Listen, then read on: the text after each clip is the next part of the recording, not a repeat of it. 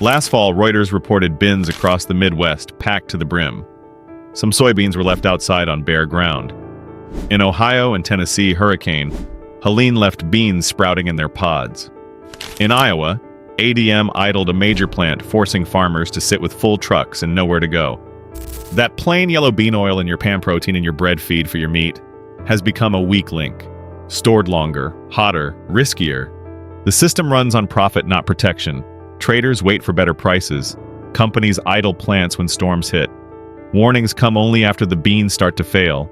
Every step leaves crops and your food on the edge. If soybeans can sprout and spoil before they even leave the farm, what else is breaking down before it reaches your table? Stay here. We're about to show you 7 states where beans are under the most stress. And the truth is, once grain goes bad, there is no way to bring it back. 1. Ohio. A farmer in Ohio walks his fields after the storm. The air is heavy and damp, the ground soft under his boots. He bends to open a soybean pod, and instead of the firm golden bean he expects, he sees a pale green sprout pushing through. The harvest is already ruined before it even leaves the stalk. That scene played out across Ohio after Hurricane Helene swept through in late September. Farmers who had worked all year found their crop turning against them in a matter of days. Soybeans are supposed to be hardy, stored for months, ready for crushing into oil or ground into feed. But once they sprout in the pod, they become fragile, discolored, and nearly worthless. Elevators slash the price or refuse the load. The damage follows the farmer right into the bank. What makes this sting even deeper is how common soybeans are in everyday life. Most Americans never think twice about them. They are in the oil you fry eggs with, the bread you toast, the meat you grill on Sunday. Ohio's beans are part of those meals. So when they spoil, the loss doesn't stay in the field. It spreads through the food chain right to your kitchen. The truth is, Helene did more than bring rain. It exposed how unprepared the system is when weather pushes crops out of line. Farmers carried the full burden, while traders, processors, and regulators carried on as if nothing happened. Reports showed sprouted beans pouring into local elevators. Instead of relief, what farmers got were steep discounts and rejections. A year's worth of labor collapsed into pennies on the dollar. One farmer told local reporters that watching beans sprout in the pod felt like watching your paycheck rot before your eyes.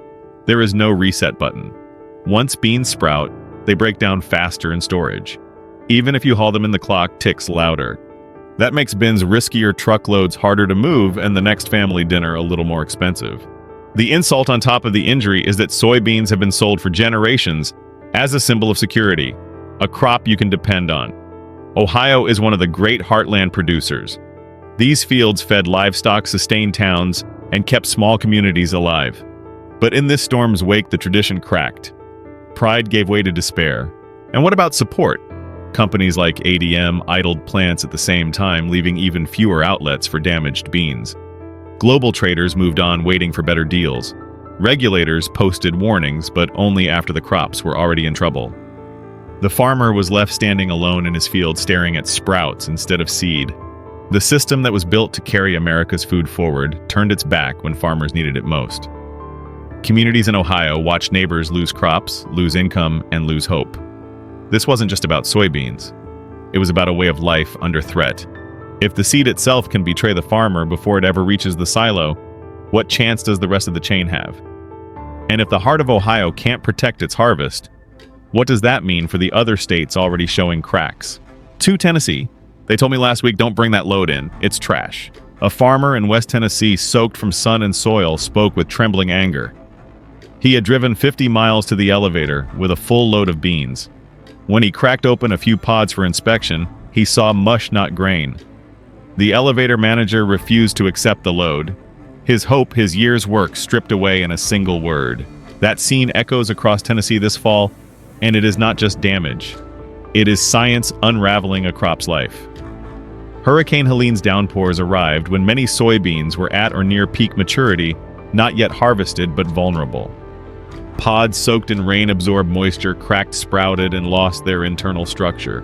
In many parts of Tennessee, soybeans were in that precise window.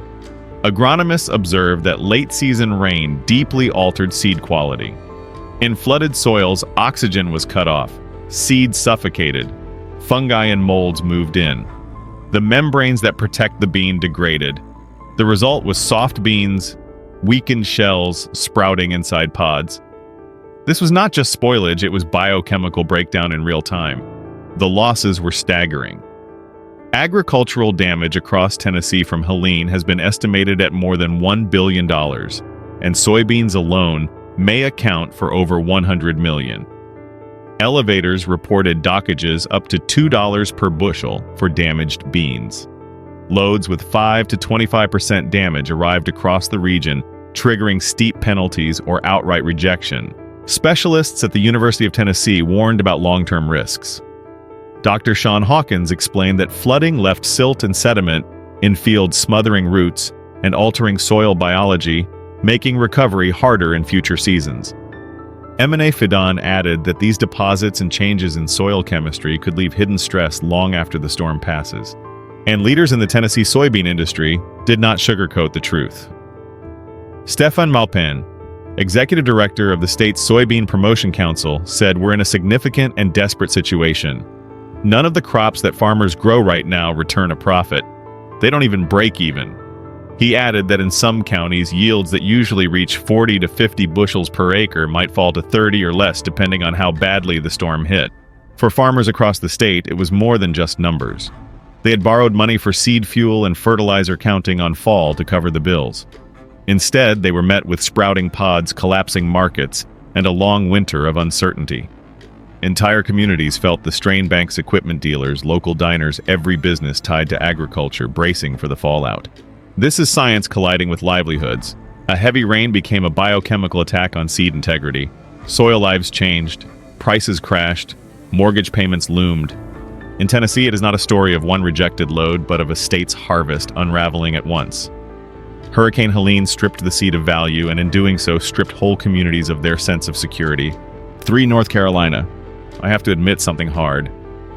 In North Carolina, the harvest was doomed before the combines ever touched the field.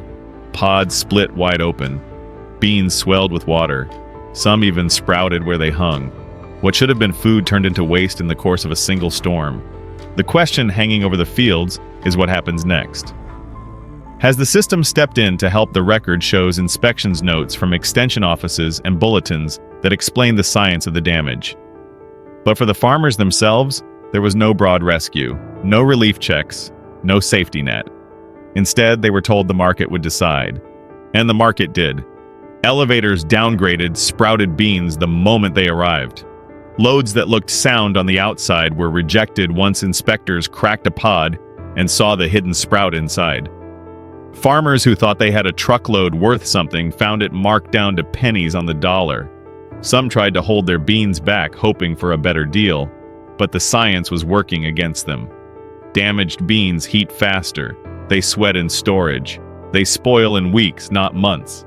Every day they held on, their chances of saving value slipped further away. The authorities explained their position.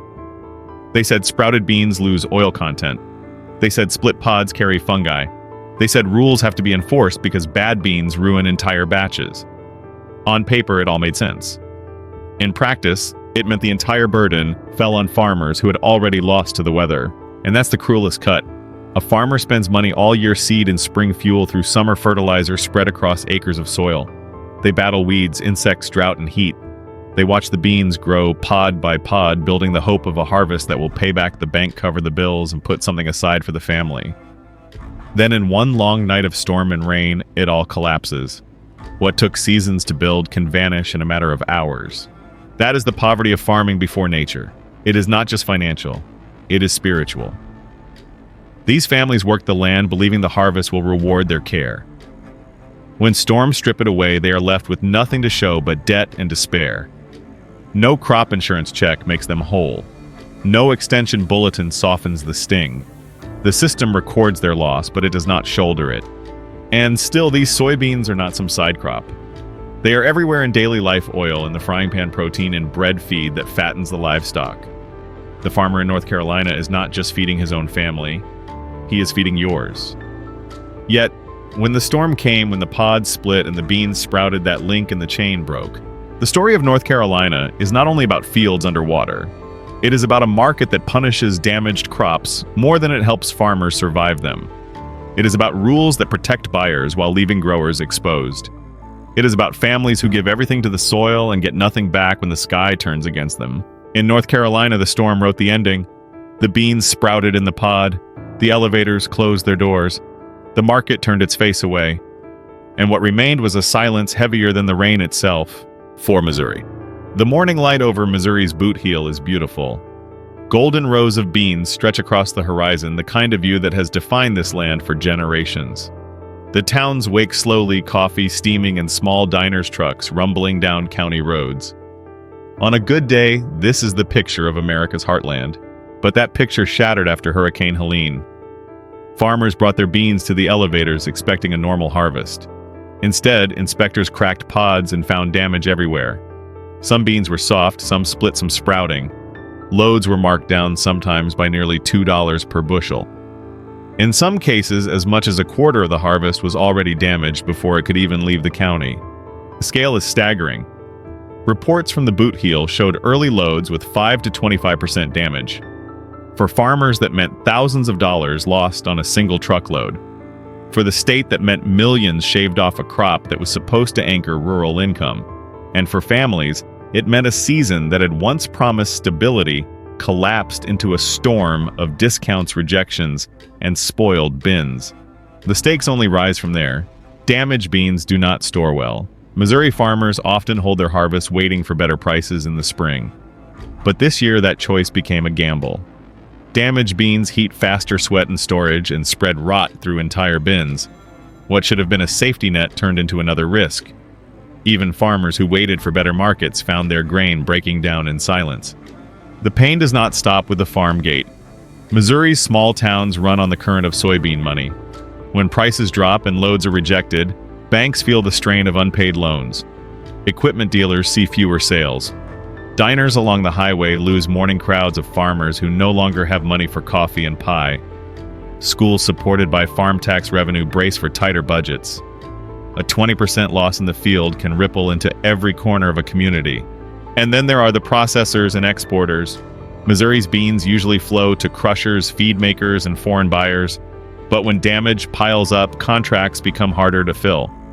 Companies hunt for quality beans from other states, bypassing Missouri's supply. That leaves local elevators with piles of unsellable grain and farmers with no outlet. The system that once carried soybeans smoothly to the world grinds into a choke point. Missouri has seen tough years before, but Helene's blow is deeper. It is not just the loss of crop, it is the loss of confidence. A farmer can fight weeds, bugs, and drought. But when a storm strips a quarter of the harvest overnight, when the market punishes instead of helps, and when whole towns feel the weight, the damage moves from the soil into the spirit. And Missouri is not alone. The cracks showing here are just the beginning. Because if storms can do this much harm in one corner of the Midwest, what waits in the bins of the state still ahead may be even worse. 5. Arkansas. The first thing you notice in an Arkansas elevator this fall is not the smell of grain. It is the silence. Farmers stand in line with trucks full of soybeans waiting for inspectors to tell them what they already fear. No one talks much. They glance at the price board, watch the numbers flicker, and keep their eyes down. At a glance, the beans look fine, golden firm like every other season. But once they are weighed and tested, the verdict comes back hard. The moisture is too high. The sample shows weakness. The load is docked or worse, rejected. A farmer who thought he had a paycheck drives home with the same load he came in with only now. It carries the weight of rejection. Across northeast Arkansas, that story repeats. Some farmers lost 5%. Others lost a quarter of their crop's value. Discounts climb as high as $2 per bushel. Every truckload shrinks in worth. A man who expected $14,000 for his load leaves with 10. Another sees a year of work turned into a debt he cannot pay down. But the impact is not just at the scale house. It spills into every corner of life. The local bank watches loan payments fall behind. The equipment dealer holds back on orders knowing sales will not come this winter. The seed supplier wonders how many customers he will lose by spring. In the diner by the highway, the waitress pours coffee into cups that sit longer than usual. Farmers don't linger because they do not have much to spend. The pain ripples outward in widening circles far beyond the farm gate, and it digs deep into the spirit. Arkansas is no stranger to storms. Farmers here have lived with floods, heat, and uncertain markets for generations. But what breaks them is not just the weather. It is the way disaster compounds. A farmer already in debt from last year now sees this year collapse too. A family that hoped for a small margin of profit instead faces another season of bills stacked higher than income. Children hear the worry in their parents' voices. Towns begin to talk about decline, not growth. This is not just an unlucky year. It is a pattern. Each storm reveals how fragile the system really is. The market protects the buyer, not the grower. The corporation moves grain from somewhere else, leaving Arkansas farmers behind. The rules remain rigid even when nature has turned them into punishment. The farmer bears the hit. The community bears the silence. Arkansas shows us that loss is not measured only in bushels. It is measured in closed accounts, quiet stores, abandoned plans, and the sound of trucks rumbling back home still full of beans that no one will buy. And yet, as grim as this looks, Arkansas is not where it ends. Because storms do not stop at state lines, and the next place in their path was already bracing for the same fate. 6. Iowa. Iowa is the pride of American soybeans. No other state grows more. Its fields stretch for miles, seas of green that turn golden each fall. For generations, that scale has been its strength. But this past harvest, that strength turned into weakness. The bigger the crop, the bigger the fall. The problem started fast. Combines roared across the fields, and the beans poured in at a pace faster than elevators could handle. Bins filled. Trucks backed up. Farmers sat in lines that lasted hours, sometimes days. Tempers flared. Some drivers gave up turning home with full loads. Others dumped beans in makeshift ground piles, covering them with tarps and hoping for the best. But everyone knew beans lying on dirt are beans already halfway to waste. Then came the blow that tipped the balance. ADM idled its soybean crush plant in Des Moines, one of the state's biggest outlets. Overnight, farmers lost a buyer for thousands of bushels. Another facility in Georgia went offline, too, cutting national capacity even further. Suddenly, farmers who had already fought to get a spot in line at local elevators found the door closed. Trucks full of beans circled between towns, hunting for a place to unload. The bottleneck only grew tighter. Inside the bins, another clock was ticking. Soybeans stored at 13% moisture last less than 100 days at 70 degrees. This fall was warm and every week mattered. But bins were overcrowded. Aeration fans couldn't keep up. The risk of out-of-condition beans heating, sweating, rotting grew with each passing day. And once spoilage starts in one corner of a bin, it spreads like a disease. The chaos spilled into every part of the community. Processors canceled contracts. Exporters scrambled to find quality grain from other states. Local bankers fielded calls from farmers wondering how they would make payments if loads kept being rejected. Small-town businesses that depend on harvest money cafes, co-ops, mechanics saw traffic thin out as cash dried up. The usual rhythm of harvest season, steady trucks, steady sales, steady confidence was replaced by confusion and frustration. This wasn't a storm flattening fields or a disease eating crops. This was something stranger, the system cracking under its own weight. The record harvest, once a source of pride, turned into a burden too heavy to move. Farmers who thought a big crop meant security discovered that size was no shield at all. In fact, it only made the jam worse. Iowa, the state that feeds the nation, was drowning in its own success. And the irony was bitter. The more soybeans Iowa grew, the less they seemed to be worth. 7. Illinois. In Illinois, the harvest was too big for the bins that waited for it. Fields delivered record loads, but the system that was supposed to carry them broke down. Trucks crowded into elevators. Lines stretched down gravel roads. Farmers sat for hours with full loads, engines idling, tempers rising. And when they finally reached the scale, many were told the same thing: no room left. Some beans were forced into ground piles, spread across dirt lots and covered with tarps. Everyone knew those piles were temporary. A single rain could turn them sour. Even in bins, the risk was climbing. Soybeans stored at 13% moisture last less than 100 days at 70 degrees. This fall was warm and the clock was already ticking. Fans roared, trying to push air through mountains of grain that were heating from the inside out. Farmers checked the smell, checked the feel, checked the temperature every day, hoping spoilage hadn't already begun. And all of this came at the worst possible moment. Soybean prices were weak. Some farmers decided to hold their beans, betting on better markets later. But the longer they held, the greater the danger. A bin can turn from asset to liability overnight if grain goes out of condition. And with carryover stocks still in place from last year, Illinois was running out of safe space fast. The ripple effects were everywhere. Processors slowed down, river terminals backed up, exporters struggled to move grain down the Mississippi on schedule. Local banks saw credit tighten as farmers stretched their margins. Small towns felt the tension, shops, quieter cafes, emptier neighbors worried about what winter would bring. This wasn't just a harvest problem, it was a system-wide jam, and Illinois was caught in the middle. That's the complete picture: too much grain, not enough space, weak prices, and a system that buckled when it was needed most. But this is also where survival begins, not in the field, but in the choices made after the crop is cut. For farmers in Illinois, the lesson of this season is simple: abundance without preparation can destroy as surely as drought. When the bins are full, when the market is soft, when the system offers no relief, survival depends on strategies carved out of hard experience. The first rule is to know your grain's limits. Soybeans can only sit safely for so long. Drying, aeration, and constant checks are not luxuries, they are lifelines. The second rule is to diversify the risk. Sell some early, even at poor prices. Store some short-term. Hold some only if you have the tools to keep them sound.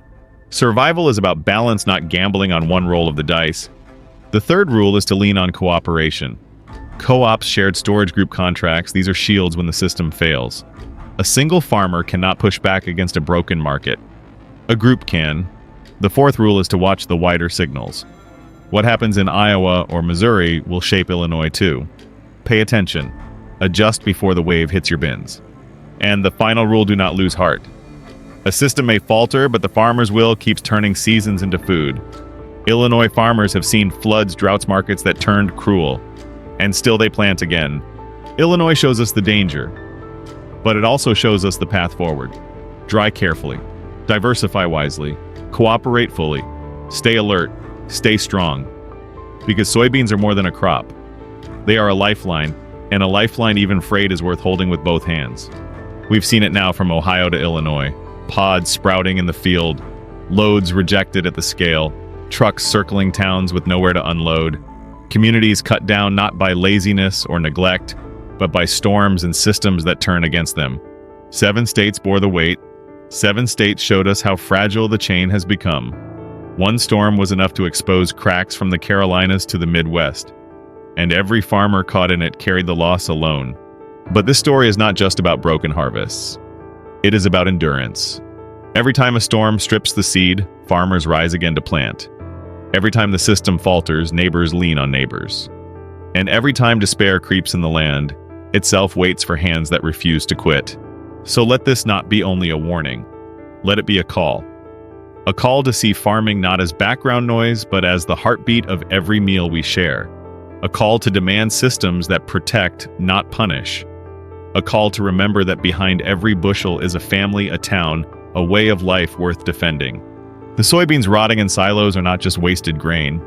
They are a symbol of what we risk losing if we let storms and silence decide the future. And the choice is ours, whether we leave farmers standing alone in the rain or whether we stand with them shoulder to shoulder season after season. Because if 7 states can fall, 7 states can also rise again. This video does not promote division within the United States or encourage segregation. All content is presented for the purpose of exploration, analysis, and fostering discussion based on current events, public sentiment, and social trends. We fully respect the United States Constitution and all federal regulations. If today's analysis made you think, drop a comment so we can keep the conversations going. And don't forget to like, subscribe, and hit the bell so you will never miss our next independent deep dive.